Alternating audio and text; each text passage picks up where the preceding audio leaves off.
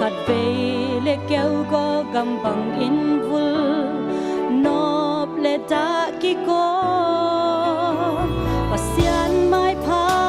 cả dân hàng nghìn lùng khăm hắc sa na thuộc khát xe ít bang lâu mi cả hi giống mò cả câu pa o năm mai hồng xe kiên mò nang to hong ngom khom den na pasian ka hi jing khia nge nge ka ta lo akwa muang tuan na hiam na pasian hia omi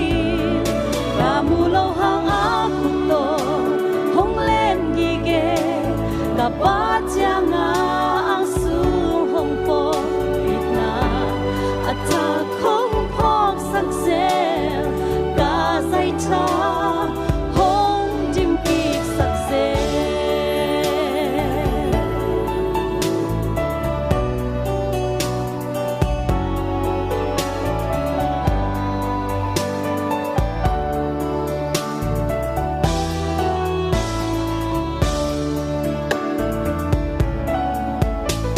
ngõ lâu bi mò sang na thoáng so ba na hang ze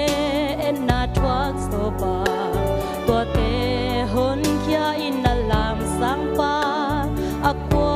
hi tua na hia bang hang lung kya chan nem ting ka hia bang hang lam e be sak ting ka hia tu pa chei lo ka la piang om ke kanun na a chum nei pa ama hi so nang to hong om khom den na pasian ka hi ong ching khial ngei ka ta ke lo akwa muang tuan na hiam na pasian hia omi ra mu lo hang a khu to hong len gi ge ba chang a attack hong phok sắc xe cả dây cha hong tim kỳ hong lung hong na pasian ka hi chính khiang ngei ka ta ke lo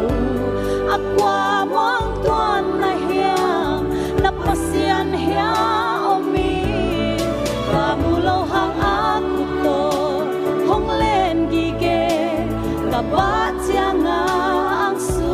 hong pon ita attack hong phok sắc xe ka sai cha hong dim ki sắc xe